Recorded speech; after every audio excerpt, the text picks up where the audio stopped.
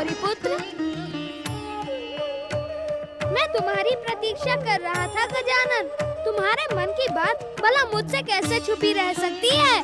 तब तो तुम्हें मेरी चिंता का भी आभास होगा।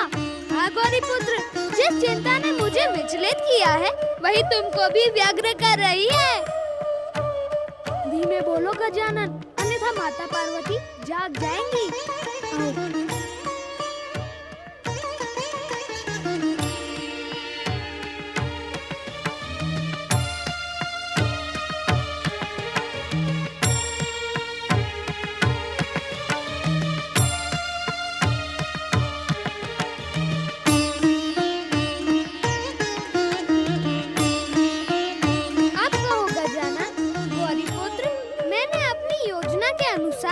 रजतपुर जाकर परम देव श्री महागणेश की आराधना करने वाली दोनों दैत्य माताओं देवी शांभुकी और देवी वरांगी को स्वर्ग पहुंचा दिया।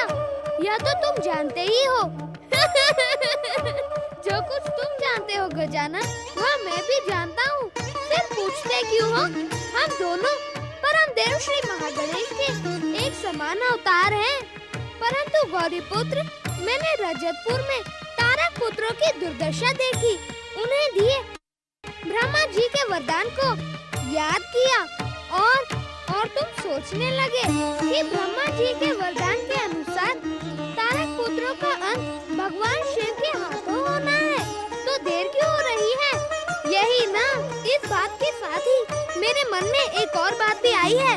दूसरी कौन सी बात गजानन? सच पूछो गौरीपुत्र, तो मुझे तारक पुत्रों की दुर्दशा पर दया आ रही है। दैत्यों के आराध्य भगवान शिव के पुत्र गजानन का दैत्य और असुरों पर दयालु होना स्वाभाविक है। ये परिहास का समय नहीं है गौरीपुत्र। तारक पुत्रों की दुर्दशा देखकर मेरा मन विचलित हो रहा है। वे न तो शिव भक्ति कर पा रहे हैं और न ही ब्रह्मदेव की आराधना। दैत्य माता दिति ने उन्हें भ्रमित कर दिया है। भ्रमित होने वाले दया के पात्र नहीं होते गजानन। इसमें उनका क्या दोष है गौरीपुत्र? वे ना तो अपने वरदान का सुख भोग पा रहे हैं और न ही जीवन का। उनके त्रिपुर उनके लिए कारागार जैसे हो गए हैं। कुल मिलाकर उनका जीवन व्यर्थ ही हो गया है। तारक पुत्रों की दुर्दशा देखकर तुम्हारा चिंतित होना उचित है गजानन। उनके व्यर्थ जीवन का कोई लाभ नहीं है। वे सचमुच ही दया के पात्र हैं। तो हमें परम देव श्री महागणेश का इच्छा संकेत प्राप्त करके उन पर दया करनी चाहिए। ऐसे क्या देख रहे हो गौरीपुत्र? देख नहीं रहा हूँ, सोच रहा हूँ गजानन। क्या यही कि हमें तारक पुत्रों के जीवन पर दया करनी चाहिए अथवा मुक्ति पर? मुक्ति की दया? ये तुम क्या कह रहे हो गौरीपुत्र? मैं सच कह रहा हूँ, परंतु मुक्ति पाकर तो वे और अधिक दुर्गति के पात्र बन जाएंगे। इस सत्य को तो तुम भली भांति जानते हो गजानन कि भगवान शिव के हाथों जिस प्राणी का वध होता है उसकी दुर्गति नहीं होती, उसे मुक्ति मिल जाती है। भगवान शिव का ये परम प्रिय कैलाश धाम मिल जाता है। इसीलिए हमें ब्रह्मा जी के वरदान के अनुसार तारक पुत्रों को जीवित रहने की दुर्गति से बचाकर मुक्ति दिलाने का मार्ग ढूंढना चाहिए। क्या है वो मार्ग? माता पार्वती, आप क्यों? मैं तुम दोनों के विचार विमर्श के मध्य नहीं आ सकती? क्यों नहीं आ सकती माता? हम तो पहले से ही जानते थे कि हमारे मन की बातें आपसे छुपी नहीं रह सकती। आप भले ही सो रही थी, परंतु तीनों लोकों के प्राणियों के सुख दुख का ज्ञान आपको रहता है, क्योंकि आप जगदम्बा हैं। मैं जानती हूँ, तुम दोनों अपनी चतुराई से किसी को भी निरुत्तर कर सकते हो। हम चतुराई नहीं कर रहे हैं माता, सच कह रहे हैं। तुम्हारा सच मेरे प्रश्न का उत्तर नहीं है। पहले मेरे प्रश्न का उत्तर दो कि तारक पुत्रों की मुक्ति का मार्ग क्या है? माता, तारक पुत्रों की मुक्ति का मार्ग सरल और साधारण है। उन्हें उनके मार्ग से भ्रष्ट कर देना। यह मार्ग उचित है अथवा नहीं, इसका अंतिम निर्णय भगवान शिव करेंगे। क्यों माता? श्री गणेश। ओम नमः शिवाय, ओम नमः शिवाय, ओम नमः शिवाय, ओम नमः शिवाय, ओम नमः शिवाय, ओम नमः शिवाय। पति परमेश्वराय नमो नमः। आंखें खोलें स्वामी।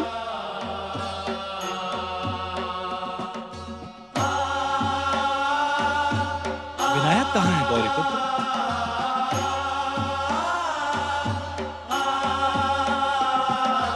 विनायक कौन? आप विनायक को नहीं जानती देवी? नहीं, मैं तो नहीं जानती। परंतु जब आप विनायक को देखेंगी तब आपको उसे पहचानने में क्षण मात्र भी नहीं लगेगा। क्यों गौरीपुत्र? इसका निर्णय अभी हो जाएगा पिताश्री।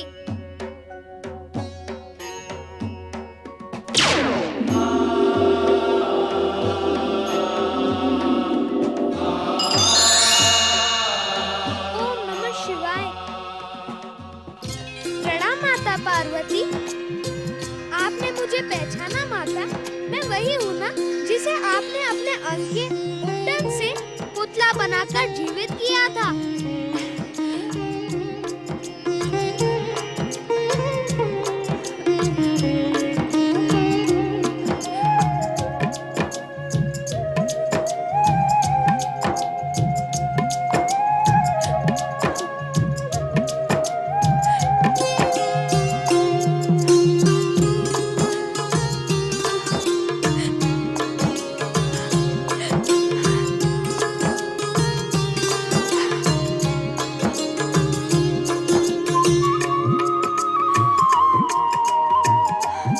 माता, शिव इच्छा से ही मुझे आपसे दूर जाना पड़ा था और आज शिव इच्छा से मैं आपके समीप आ गया। अब छोड़ के तो नहीं जाओगे ना?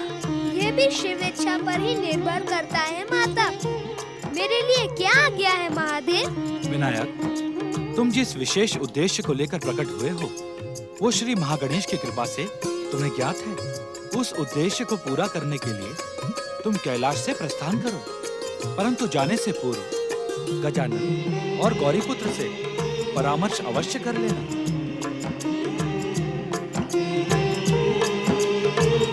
तुम कुछ कहना चाहते हो विनायक? कहना नहीं, प्रार्थना करना चाहता हूँ पिताश्री। अवश्य। कैलाश से प्रस्थान करने से पहले मैं माता के हाथ से बने स्वादिष्ट मोदक खाना चाहता हूँ पिताश्री। माता, उन मोदकों का स्वाद मुझे बार बार आपके समीप आने के लिए प्रेरित कर रहा था। अवश्य पुत्र, अब तुम कहीं भी रहो, मेरी दिव्य शक्ति से मेरे हाथों के बने मोदक तुम्हारे समीप पहुंच जाएंगे। प्रणाम पिताश्री। प्रणाम माताश्री। प्रणाम माताश्री।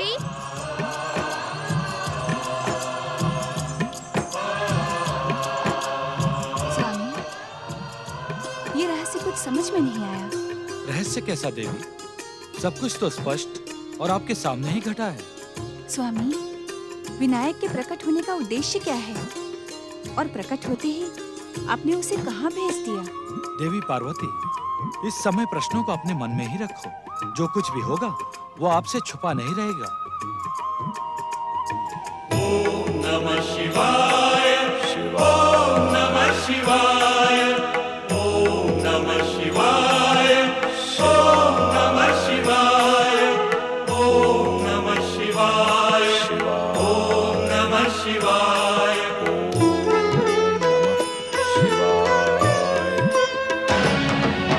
ओम नमः शिवाय, ओम नमः शिवाय, ओम नमः शिवाय। दैत्य गुरु शुक्राचार्य, मेरे धैर्य की परीक्षा ना ले। मैं शिव भक्ति नहीं कर सकता। यदि मैं शिव भक्ति करूंगा तो मैं पागल हो जाऊंगा। पागल। और मुझे पागल होने से बचाए। शीघ्र प्रकट हो दैत्य गुरु।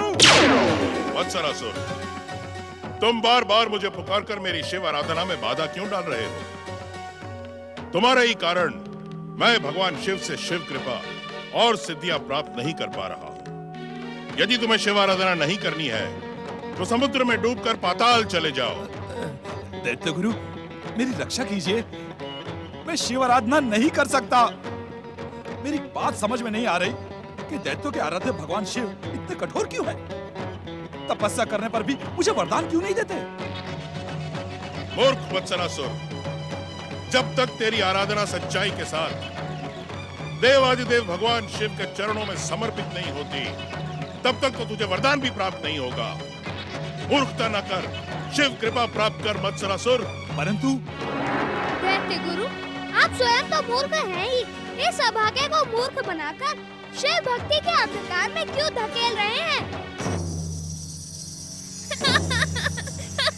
शिव तो स्वयं बभूतधारी, विचित्र औगण और वैरागी है। उस रुंड मुंड की माला पहनने वाले, विचित्र वेशधारी, बाघंबा लपेटने वाले, भयानक विषधर नागों को लपेटने वाले उस शिव ने क्या रखा है? उनके पास नाग, त्रिशूल और डमरू के अतिरिक्त कुछ नहीं है। वे किसी को वरदान क्या देंगे शुक्राचार्य? तू कौन है दुष्ट बालक, और महान वरदाता भगवान शिव की निंदा करके उनके क्रोध का पात्र क्यों बनना चाहता है? मैं शिव के क्रोध से नहीं डरता। क्रोधित होकर भी तुम्हारा शिव मेरा बाल भी बांका नहीं कर सकता। शुक्राचार्य, डराया उससे जाता है जिसमें डराने योग्य शक्ति हो। उस विचित्र वेशधारी, भूत प्रेतों से सेवा कराने वाले, नंग धड़ंग शमशान में वास करने वाले शिव से क्या डरना? वह तो संसार से डरकर पहाड़ों पर धूनी रमाते हैं।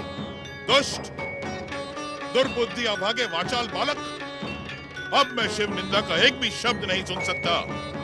मैं तुझे इसी क्षण मेरे शाप की ज्वाला से भस्म कर दूंगा। हर हर महादेव।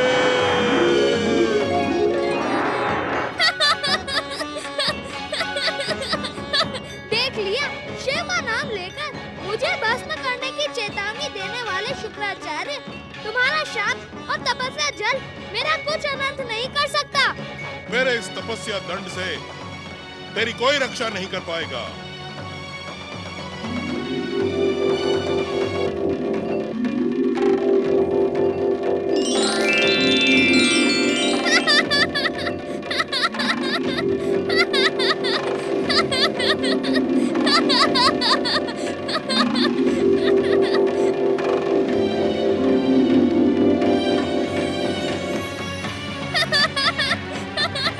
यदि तुम्हारी भक्ति सच्ची होती तो आज तुम्हारा तपस्या दंड इस प्रकार वापस न लौटता। आज ये सिद्ध हो गया कि सारे के सारे शिव भक्त स्वार्थी हैं और उनको वरदान देने वाले शिव। दुष्ट बालक, तेरा काल तेरे सिर पे मंडरा रहा है। शिव कोप से तेरी कोई रक्षा नहीं कर पाएगा। अब यदि तूने शिव के विरुद्ध एक भी शब्द कहा तो भी आप और आपके शिव मेरा बाल भी बांका नहीं कर पाएंगे। दैत्य गुरु, आप ही नहीं, आपके सभी शिष्य दैत्य, दानव और असुर स्वार्थ के लिए ही शिव भक्ति करते हैं। नहीं, ये असत्य है। यही सत्य है दैत्य गुरु शुक्राचार्य। यदि आप जैसे शिव भक्तों को वरदान से भी बड़े स्वार्थ का लोभ दिखाया जाए तो आप शिव भक्ति छोड़ देंगे। तुम शिव निंदा की नहीं, दुष्ट, वाचाल और झूठे भी हो, और शिव भक्ति करने वाले सभी दैत्य और दानव सच्चे हैं। मैं ये सिद्ध कर दूंगा दैत्य गुरु कि दैत्य, दानवों और असुरों में शिव भक्ति की नहीं स्वार्थ की अधिकता है। तुम दैत्य, दानव और असुर जाति में जन्मे एक भी प्राणी को स्वार्थी सिद्ध नहीं कर पाओगे। मैं तुम्हें चुनौती देता हूँ। मुझे आपकी चुनौती स्वीकार है दैत्य गुरु। आप तो एक ही बात करते हैं। मैं तीन असुरों का स्वार्थ एक साथ ही सिद्ध कर सकता हूँ। तीन असुर? कहीं तुम तारक पुत्रों की बात तो नहीं कर रहे? आपका स्वार्थ अनुमान लगाने में कभी भूल नहीं करता दैत्य गुरु। मैं तारक पुत्रों की ही बात कर रहा हूँ। आपने बार बार उन्हें शिव भक्ति का पाठ पढ़ाया, किंतु वे तो जन्म से ही स्वार्थी हैं। शिव आराधना से आज तक ना तो उनका भला हुआ है और ना ही होगा। मैं उन्हें शिव भक्ति के भ्रम से मुक्त करवाऊंगा, और वह भी शिव निंदा करके। तुम कितने भी प्रयास कर लो दुष्ट बालक, परंतु एक बार शिव भक्ति के मार्ग पर चलने वाला प्राणी कभी भी शिव भक्ति का त्याग नहीं करता। मुझे तारक पुत्रों पर पूरा विश्वास है। यदि आपका विश्वास टूट गया तो आप शिव भक्ति ठुकरा देंगे। शिव शिव शिव शिव शिव शिव मेरा विश्वास टूट ही नहीं सकता। मेरा विश्वास टूटे इससे पहले मैं तुझे भगवान शिव से दंडित करवा दूंगा। आप प्रयास करके देख ले शुक्राचार्य, मैं तो अपनी चुनौती पूरी करने तारक पुत्रों के समीप जा रहा हूँ। वत्सरासुर, अब मैं तुझे अवश्य भगवान शिव की शरण में भी ले जाऊंगा और उनसे तुझे वरदान भी दिलवाऊंगा। सत्य दैत्य गुरु। दैत्य गुरु शुक्राचार्य के कथन पर संदेह ना कर मूर्ख। तुझे वरदान दिलवाने के साथ साथ मैं उस दुष्ट अभागे बालक को भगवान शिव से भस्म भी करवा दूंगा। हर हर महादेव। हर हर महादेव।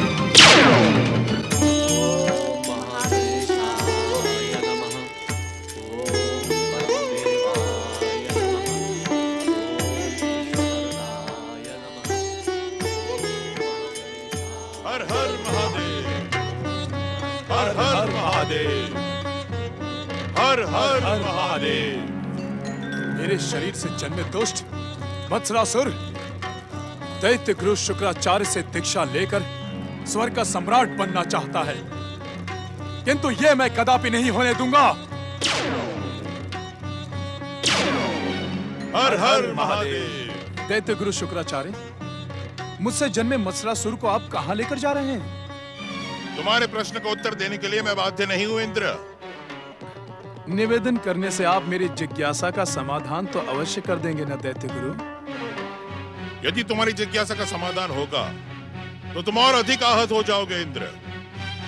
मैं मत्सरासुर को भगवान शिव से वरदान दिलवाकर तीनों लोकों का सम्राट बना दूंगा और तुम देवताओं को यह सिद्ध कर दूंगा भगवान शिव की असीम कृपा मुझको प्राप्त। आपका यह प्रयास सफल नहीं होगा दैत्य गुरु। क्यों? क्या तुम्हें मेरी शिव भक्ति पर संदेह है? प्रश्न संदेह का नहीं है दैत्य गुरु, प्रश्न तो उस निर्णय का है जो भगवान शिव पहले से ही ले चुके हैं। कैसा निर्णय? मैं भगवान शिव से पहले ही प्रार्थना कर चुका हूँ कि वे दुष्ट मत्सरासुर को वरदान ही न दें। दुष्ट, कायर, शक्तिहीन इंद्र, तू देवाधिदेव भगवान शिव से कितनी भी प्रार्थना कर ले, परंतु भोलेनाथ तेरी प्रार्थना नहीं सुनेंगे। वे दैत्यों के आराध्य है, मेरे आराध्य हैं। भगवान शिव मेरी बात मानकर मत्सरासुर को वरदान अवश्य देंगे। दैत्य गुरु, भगवान शिव के स्वभाव से तो आप भली भांति परिचित हैं। वे एक बार जो निर्णय कर लेते हैं तो किसी की भी प्रार्थना से वे बदलते नहीं हैं। उचित यही होगा दैत्य गुरु कि आप इस मत्सरासुर को लेकर लौट जाएं। इसे कैलाश ले जाने से कोई लाभ नहीं होगा। मुझे आदेश देने की भूल ना कर दुष्ट इंद्र। तू मेरी तप शक्ति से भली भांति परिचित है। मैं तुझे इसी क्षण अपने इस तपस्या जल से भस्म कर दूंगा। सावधान दैत्य गुरु, देवराज इंद्र का जन्म आपके तपस्या जल से भस्म होने के लिए नहीं हुआ है। मेरी इच्छा के बिना आप इस दुष्ट मत्सरासुर को कैलाश नहीं ले जा सकते। तेरी इच्छा श्रेष्ठ है या मेरा कैलाश जाना, इसका निर्णय मैं अभी कर देता हूँ।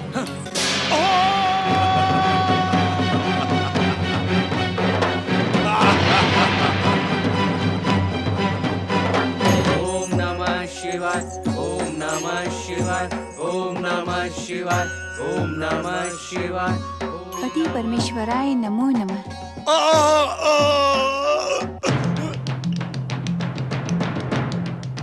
तुमने हमारी समाधि भंग करने की भूल कैसे की देवराज? क्षमा करे शिव शंकर, इसमें मेरा तनिक भी दोष नहीं है। तो फिर किसका दोष है? भोलेनाथ के परम भक्त शुक्राचार्य ने अपने तपस्या दंड से मुझे आहत करके यहाँ फेंक दिया।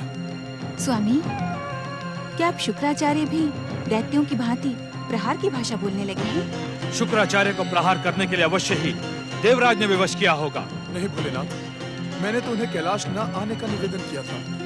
जब आप पहले से ही मत्सरासुर को वरदान न देने का निर्णय ले चुके थे, तो शुक्राचार्य के कैलाश आने का क्या लाभ? भोलेनाथ, अब विलंब न करें, मुझे शीघ्र स्वर्ग का वरदान दे दें अन्यथा देवराज इंद्र की पृथ्वी लोक पर ऐसी ही दुर्दशा होती रहेगी। देवराज इंद्र, बिना आराधना और तपस्या किए आपको स्वर्ग का वरदान मांगते हुए लज्जा नहीं आ रही है? ओम नमः शिवाय।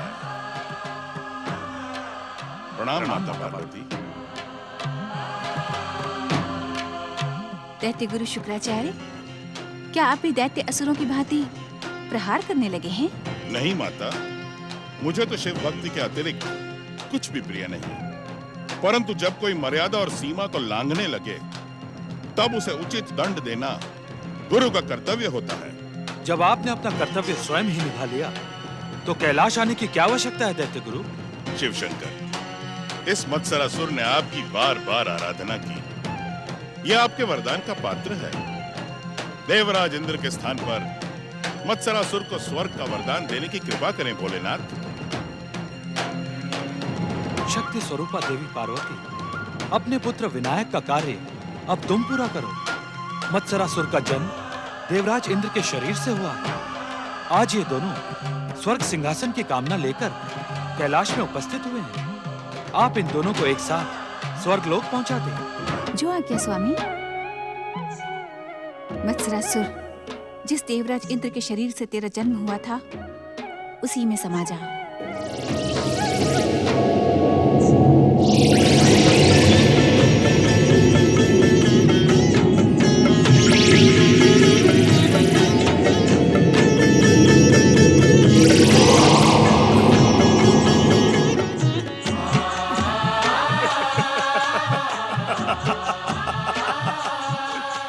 मुझे भगवान शिव का वरदान मिल गया है। मुझे स्वर्ग का वरदान मिल गया। अब मैं स्वर्ग सम्राट हूँ। देवराज इंद्र की जय, स्वर्ग सम्राट की जय।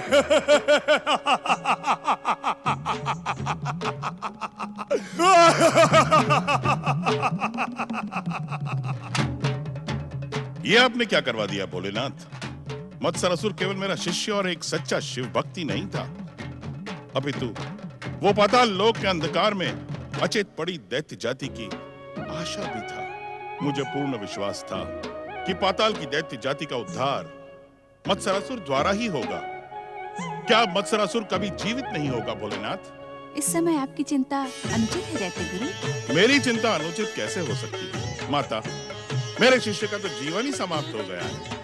देव दानव एक हो गए, अब चिंता की क्या बात है? परंतु माता। दैत्य गुरु शुक्राचार्य, आपको चिंतित होने की आवश्यकता नहीं है। मत्सरासुर का अस्तित्व अभी समाप्त नहीं हुआ है। ओम नमः शिवाय।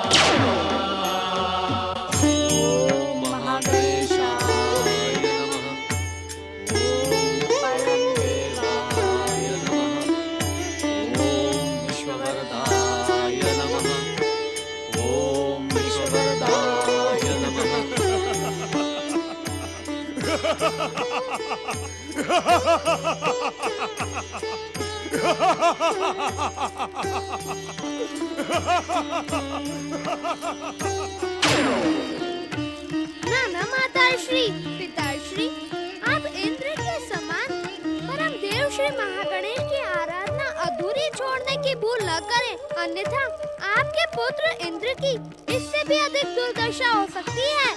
हमारे इंद्र को क्या हुआ एकदंत? वो असुरों और बावलों के समान व्यवहार क्यों कर रहा है? चिंतित न हो माता अदिति, शिव आज्ञा के कारण माता पार्वती के क्रोध से इंद्र के शरीर से जन्मा मत्सरासुर पुनः इंद्र के शरीर में समा गया है। इसी कारण इंद्र का व्यवहार बदल सा गया है। तो क्या अब इंद्र का स्वभाव ऐसा ही रहेगा? नहीं माता, स्वर्ग लोक पहुँचने पर परम देव श्री महागणेश का भक्त बयासुर पुनः इंद्र को आपके समीप पहुँचा देगा। ये मेरे प्रश्न का उत्तर नहीं है एकदंत। इंद्र के स्वभाव का क्या होगा? मार से तो भूत भी भागता है माता, तो भला मत्सर कैसे नहीं भागेगा?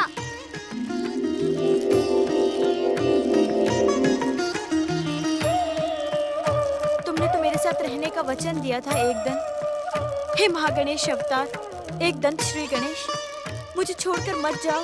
मैं आपके आसपास ही रहूंगा माता। आप जब मेरा स्मरण करेंगी तब मैं प्रकट हो जाऊंगा, परंतु आवश्यकता होने पर ही मेरा स्मरण करिएगा।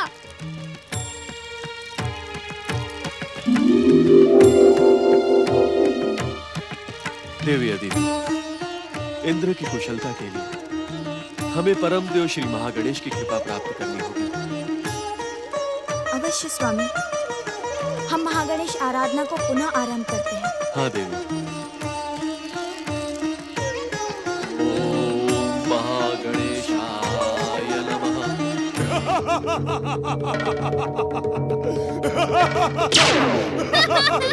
कैसा लग रहा है? समझ में नहीं आता कि मैं तुम्हें अदिति पुत्र देवराज इंद्र कहकर पुकारूं अथवा मत्सरासुर कहकर। गजमुख, तूने मेरे सामने आने की भूल कैसे की? तू मेरा परम शत्रु है। तेरे ही कारण मुझे स्वर्ग से पराजित होना पड़ा। तेरे ही कारण मुझे वरदान नहीं मिला। तेरे ही कारण मुझे मेरे कारण नहीं, केवल इसी कारण तुम्हारी यह दुर्दशा हो रही है कि तुमने अपने माता पिता की आज्ञा मानकर परम देव श्री महागणेश की आराधना नहीं की, बार बार उनकी उपेक्षा की। मैंने जो कुछ भी किया वो उचित ही किया। तुम्हारे श्री महागणेश अब दैत्यों और असुरों के सहायक बन चुके हैं। अब तो तुम भी असुरों और दैत्यों जैसा व्यवहार करने लगे हो देवराज इंद्र। फिर भी मैं श्री महागणेश की आराधना नहीं करूंगा। आराधना के बिना वरदान भी नहीं मिलता। तुमने शिव आराधना किए बिना ही भगवान शिव और माता पार्वती से वरदान मांगा। बताओ, तुम जैसा मूर्ख और कौन होगा? गजमुख! मुझ पर प्रहार करके तुम अपना सर्वनाश क्यों करना चाहते हो? जाओ, स्वर्गलोक जाओ। वहाँ परम श्री महागणेश भक्त भयासुर तुम्हारी प्रतीक्षा कर रहा है।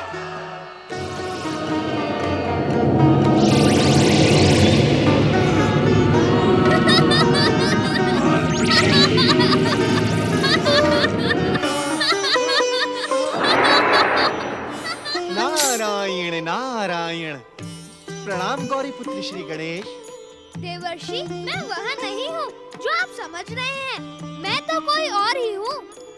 और नारायण नारायण, और कौन? देवर्षि, अपने ही बनाए प्रश्नों में उलझ जाना आपका स्वभाव है। आज प्रश्न मैंने बता दिया, अब उसका उत्तर आप अपने बुद्धि विवेक से ढूंढ निकालें। अपने विवेक से ढूंढ निकाले। नारायण नारायण।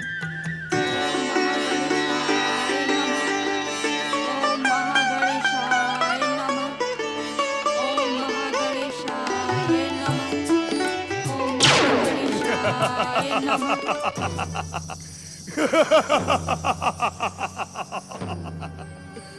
ये स्वर्ग मेरा है। भगवान शिव ने मुझे स्वर्ग का वरदान दिया है। तुम दोनों दैत्नियों ने मेरे स्वर्ग में घुसने का दुस्साहस कैसे किया? हम परमदेव श्री महागणेश की कृपा से स्वर्ग का सुख भोग कर रहे हैं इंद्र। स्वर्गाधिपति श्री महागणेश के भक्त भयासुर को यदि तुम्हारे यहाँ आने की सूचना मिल गई तो तुम्हारा जीवन संकट में पड़ जाएगा इंद्र। भयासुर तो क्या, श्री महागणेश भी मेरा कुछ नहीं बिगाड़ सकते। यदि तुम दोनों जीवित रहना चाहती हो तो मेरा स्वर्ग छोड़कर भाग जाओ, अन्यथा मेरा क्रोध तुम्हारा रक्त पिए बिना नहीं रहेगा। सावधान इंद्र, यदि तुमने हम पर प्रहार करने की भूल की तो हमारी तप शक्ति तुम्हारा सर्वनाश कर देगी। तुम दैत्रियों की तप शक्ति स्वर्गाधिपति देवराज इंद्र को नष्ट करेगी। अब तुम दोनों जीवित रहने के योग्य नहीं हो। मैं तुम्हें मृत्यु दंड दूंगा। हाँ।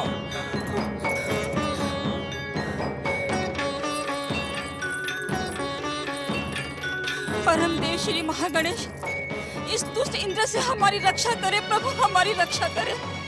भक्तराज भयासुर, आपके स्वर्ग में हमें मृत्यु दंड देने का दुस्साहस करने वाला इंद्र आपके दंड का पात्र है। शीघ्र प्रकट हो, महागणेश हमारी रक्षा करे, इस दुष्ट से हमारी रक्षा करे प्रभु, हमारी रक्षा करे। शीघ्र प्रकट हो भक्तराज भयासुर। तुम दोनों नहीं जानती, मुझे भगवान शिव की कृपा प्राप्त है। मेरी भयानक शक्ति के सामने न ही भयासुर आने का साहस करेगा, न ही श्री महागणेश। अब तुम्हारे जीवन की रक्षा कोई नहीं कर सकता। भक्तराज भयासुर, शीघ्र प्रकट हो, शीघ्र प्रकट हो, प्रकट हो। भक्तराज भयासुर, शीघ्र प्रकट हो, रक्षा करे प्रभु। जय श्री महागणेश।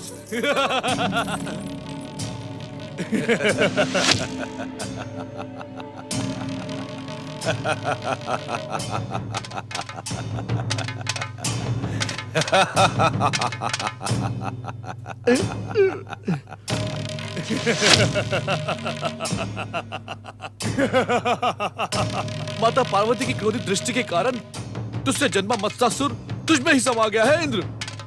जिसे तू शिव कृपा समझ रहा है वो शिव कृपा नहीं, तेरे पापों का दंड है। यदि तू जीवित रहना चाहता है तो जिस तरह से यहाँ आया था उसी तरह से लौट जा। मैं यहाँ से लौटने नहीं, स्वर्ग पर अधिकार करने आया हूँ। परमदेव श्री महागणेश की कृपा के बिना तू स्वर्ग पर अधिकार नहीं कर सकता इंद्र। मैंने तुझसे पहले ही कहा था कि यहाँ मेरे साथ मित्र बनकर स्वर्ग में रहकर श्री महागणेश की आराधना कर। जय जय श्री महागणेश। भयासुर,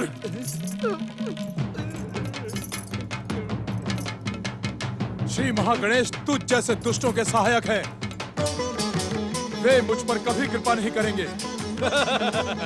जय जय श्री महागणेश। मूर्ख राज इंद्र, परमदेव श्री महागणेश की कृपा व्यक्ति को नहीं उसकी भक्ति को पहचानती है। यदि तू श्री महागणेश की आराधना करेगा तो तुझे उनकी कृपा अवश्य प्राप्त होगी। मुझे श्री महागणेश की कृपा पर तनि भी विश्वास नहीं। जिसे महागणेश पर विश्वास ना हो वो स्वर्ग में खड़े रहने के योग्य नहीं है। जय जय श्री महागणेश।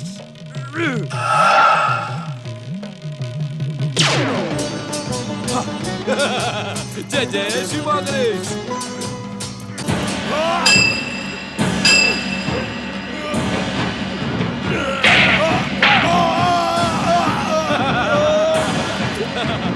जय जय श्री महागणेश।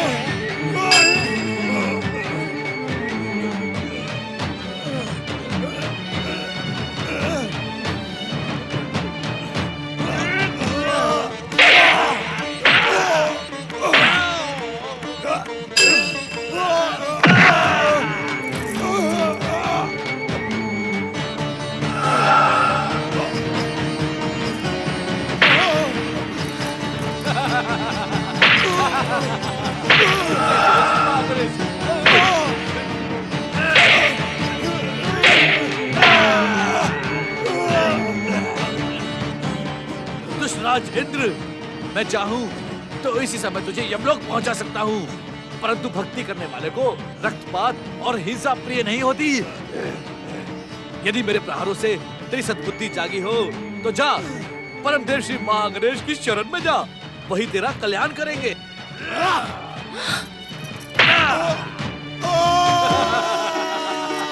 जय जय श्री महागणेश।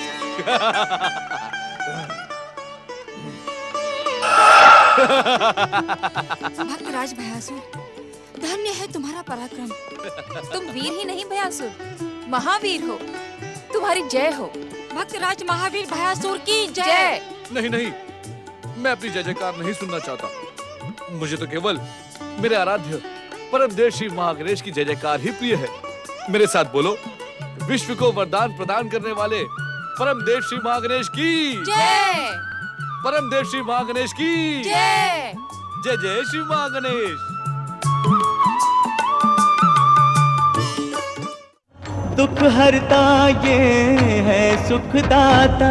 श्री गणेश श्री गणेश श्री गणेश श्री गणेश श्री गणेश श्री गणेश श्री गणेश श्री